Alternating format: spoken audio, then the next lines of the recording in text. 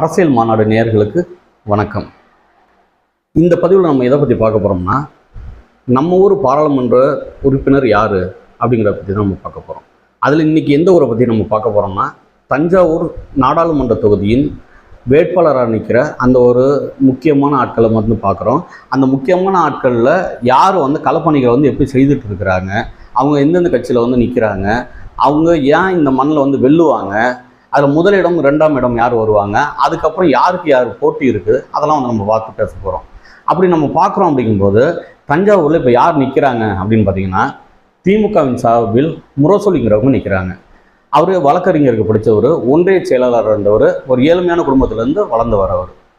அதே போல் அதிமுக நேரடியாக நிற்கல, அவங்களோட கூட்டணியில் உள்ள தேமுதிகவுக்கு, அதாவது விஜயகாந்த் கட்சிக்கு, விஜயகாந்த் ரசிகர் மன்றத்தில் இருந்தவர் சிவனேசன்கிறவர் தான் வேட்பாளராக நிறுத்துது. அவரோட தகுதி என்னன்னா, மக்களோட மிக எளிமையாக வந்து எல்லாத்தையும் பேசுவார், பழகுவார். அது அவரோட தகுதிகளாக இருக்குது. அடுத்தது பாரதிய ஜனதா கட்சி கூட்டணிக்கு யாருக்கும் கொடுக்காம அதுவே வந்து களத்தில் அவங்களோட வேட்பாளரை நிறுத்துது. அது யாருன்னு பார்த்தீங்கன்னா, பாரதிய ஜனதா கட்சியில் மிக முக்கிய தலைவர்களில் ஒருத்தவராக வளர்ந்து வந்துட்டு இருக்கிற தலைவர், வளர்ந்த தலைவர். அப்படி யாருன்னு பார்த்தீங்கன்னா, கருப்பு முருகானந்தம் அப்படிங்கிறவங்க தான் நிற்கிறாங்க. இவர் ஏற்கனவே வந்து தஞ்சாவூரில் வந்து வேட்பாளர் நின்று இருக்கிறாரு. அப்போ சில வாக்குகள்லாம் வாங்கியிருக்கிறாங்க. அதே போல் அடுத்து வந்து நாம் தமிழர் கட்சியிலிருந்து ஹுமாயூன் கபீர் அப்படிங்கிறவங்கள நிப்பாட்டியிருக்காங்க. அவர் வந்து கல்வியாளர். அவர் அன்னை கல்வி குழுமம்னு இங்கே நம்ம பக்கத்தில் இருக்க கும்பகோணத்தில் ஒரு கல்வி நிலையம் வச்சு நடத்திட்டு இருக்கிறாங்க. அவங்களுக்கு தமிழ்நாடு முழுவதும் பல இடங்களில் வந்து கல்வி நிலையங்கள் இருக்குது. இப்படி தான் மொத்தம் வந்து முக்கியமான வேட்பாளர்கள் தஞ்சாவூரில் உள்ள நாடாளுமன்ற வேட்பாளர்கள் இவங்க தான். சுயேட்சை வேட்பாளர்கள் நிறைய பேர் இருக்கிறாங்க. இப்போ நம்ம அதெல்லாம் வந்து எப்படி வென்று வருவாங்களா அப்படின்னு பார்த்தோம்னா, அவங்களாம் வென்று வருவாங்க அப்படின்னு நம்ம வந்து பேசுகிறோம்னா, அதே வந்து ஒரு உண்மைக்கு புறம்பான ஒரு வேலையாக தான் இருக்கும்.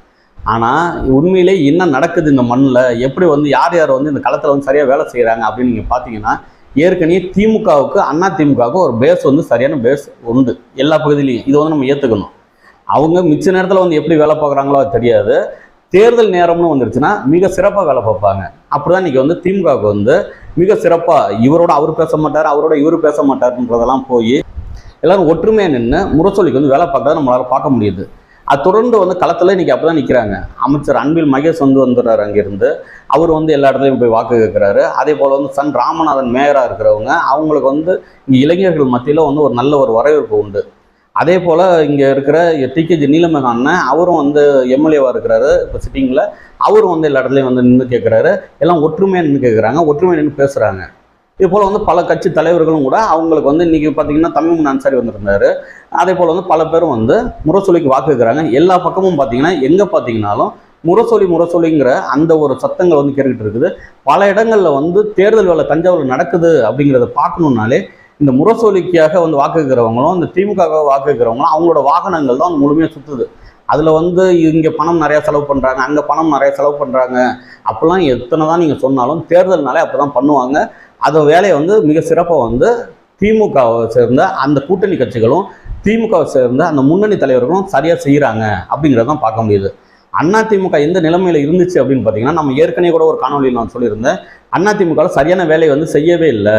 அதிமுகவில் யாரை நிறுத்தினாலும் வந்து ரொம்ப கடினம் அப்படின்னு நான் வந்து சொல்லியிருந்தேன். ஆனால் என்ன வந்து மாறுதலாக இருக்குது அப்படின்னு பார்த்தீங்கன்னா, இங்கே சிவனேசனை வந்து வேட்பாளர் நிறுத்தினாங்க பாருங்கள் அவங்க கூட்டணி கட்சியில். அதுக்கப்புறம் எவ்வளோ வாக்கு வீழுதுங்கிறதெல்லாம் அடுத்த நான் பின்னாடி சொல்கிறேன். ஆனால் என்ன நடக்குது அப்படின்னு பார்த்தீங்கன்னா, இந்த களத்தை வந்து மனுஷன் வந்து மாற்றுறாரு. அவர் வாக்கு இருக்கிற அந்த ஒரு தோணியை வந்து மிக அழகாக எளிமையாக இருக்குது. போய் சக்குன்னு வந்து காலில் விழுந்துறாரு, சில கடையில் போய் கறி வெட்டி கேட்குறாரு, பெரியவங்க சின்னவங்கன்னு பார்க்க மாட்டேங்கிறாரு, எல்லாத்தையும் ரொம்ப மரியாதையாக பண்பாக வந்து வாக்கு கேட்குறாரு. அவங்களோட வாகனங்களும் தஞ்சாவூர் முழுவதும் எல்லா இடத்துலையும் நம்ம சுற்றி நம்ம வந்து பார்க்க முடியுது. கிராமங்கள்லையும் பழைய எழுச்சி இல்லைன்னா கூட அவங்க அதிமுகக்காரவங்க எவ்வளோ வேலை செய்கிறாங்கிறதெல்லாம் எதிர்பார்க்காம தேமுதிகக்காரவங்க நிறையா வந்து வேலை செய்கிறாங்க. அதே சமயத்தில் அதிமுகக்காரவங்களும் இப்போ வந்து இவர் ஓடுற ஓட்டத்தை பார்த்துட்டு அவங்க வந்து ஓடுற ஒரு சூழ்நிலைக்கு வந்துட்டாங்க. அவங்களும் வந்து சில இடங்களில் போய் வேலை பார்க்குறாங்க. இப்போ அதிமுகவை பார்த்துட்டோம், திமுகவை பார்த்துட்டோம். அதே போல் பாரதிய ஜனதா அப்படின்னு நீங்கள் பார்த்தீங்கன்னா, கருப்பு முருகானந்தத்துக்கு இங்கே ஐயம்பேட்டைக்கு பக்கத்தில் இருக்க இந்த வீரசிங்கப்பேட்டை பகுதி, அதே போல் கலந்தட்டாங்குடி சர்க்கை பகுதி, இது போல் பகுதிகள்லாம் நிறைய இடங்கள் நீங்கள் சொல்லலாம். இப்போ அதிராம்பட்டினம் பகுதி, அது போல் பகுதிகள்லாம் வந்து அவருக்குன்னு ஒரு தனி பேஸ் தான் இருக்குது. பிஜேபியில் இந்த மண்ணெல்லாம் இல்லைன்னு நம்ம சொல்லிட்டு இருந்தோம்னா யதார்த்த அரசியலை வந்து நம்ம புரிஞ்சிக்கல அப்படின்னு தான் அர்த்தம். இன்றைக்கி பிஜேபி வந்து இந்த மண்ணில் கொஞ்சம் கொஞ்சமாக வளர ஆரம்பிச்சிருச்சு அப்படிங்கிறதான் உண்மை. எத்தனை விழுக்காடு வளர்ந்துச்சு, எத்தனை விழுக்காடு வளர்ந்துருக்கு அப்படிங்கிறத வந்து வாக்கு வந்து இங்கே காட்டும். அதை மீறி வந்து ஒரு இண்டிவிஜுவாலிட்டி அப்படிங்கிறத அவங்கவுங்க வச்சுருக்கிறாங்க. அடுத்த யாருன்னு பார்த்தீங்கன்னா நாம் தமிழர் கட்சியோட ஹுமாயூன் கபீர். இவர் அன்னை கல்லூரியோட தாளாளர். இவர்கிட்ட பல மாணவர்கள் படிச்சிருக்காங்க, கல்வி எல்லாம் நிறைய பேர் கற்றுருக்குறாங்க. இதெல்லாம் அடுத்தது. இதை மீறி இவர் என்ன செஞ்சுருக்கிறாரு அப்படின்னு பார்த்தீங்கன்னா, சல்லிக்கட்டு போராட்டம்லாம் நின்று இருக்கிறாரு. பல போராட்டங்களுக்கு முன்னாடி நின்று இருக்கிறாரு. ஆனால் இன்னைக்கு வாக்கு கேட்குற இடங்கள்ல எப்படி நடக்குது அப்படின்னு பார்த்தீங்கன்னா, நாம் தமிழர் கட்சிக்கு அண்ணன் சீமானுக்கு கொடுக்குற வாக்கு உறுதியாக வந்துடும். அதை யாரும் தடுத்துட முடியாது, எந்த கட்சிக்கும் போகாது. அது நம்ம படுத்தே இருந்தால் கூட அந்த வாக்கு சேர்ந்துடும்.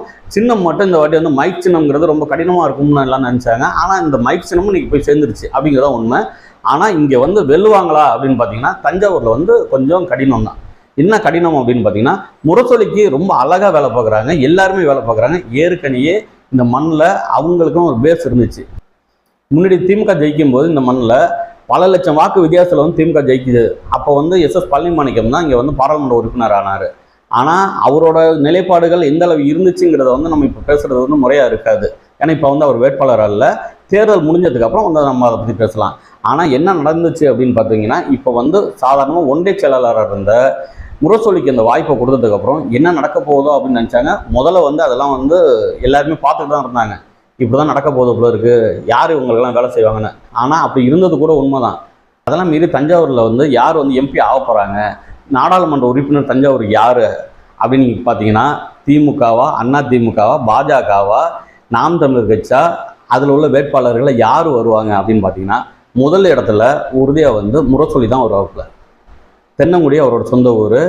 அவருக்கான வேலைகளை யாரும் சண்டை போடாமல் ரொம்ப ஒற்றுமையாக எல்லாருமே வேலை செய்கிறாங்க. அதனால் தஞ்சாவூரோட எம்பியாக முரசொலி தான் வருவார்.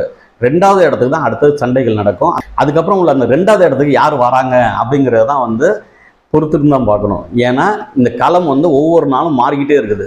ஆரம்ப கட்டத்தில் எப்படி இருந்துச்சுன்னு பார்த்தீங்கன்னா, நாம் தமிழர் கட்சி, திமுக அப்படி தான் இருந்துச்சு. இப்போ அப்படியே கொஞ்சம் கொஞ்சமாக மாறி இன்னைக்கு திமுக தான் உறுதியாக வெல்லும் அப்படின்ற நிலைமைக்கு வந்துருச்சு.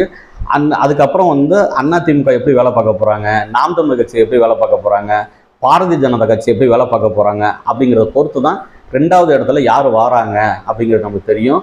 இது ஒவ்வொரு நாளும் ஒவ்வொரு மாவட்டத்தையும் நம்ம பார்க்க போகிறோம். அந்த மாவட்டங்களில் பார்த்து அந்த நாடாளுமன்ற தொகுதி எப்படி இருக்குது அப்படிங்கிறத இனிமேல் நம்மளோட அரசியல் மாட யூடியூப் சேனலில் நம்ம தொடர்ந்து போட போகிறோம்.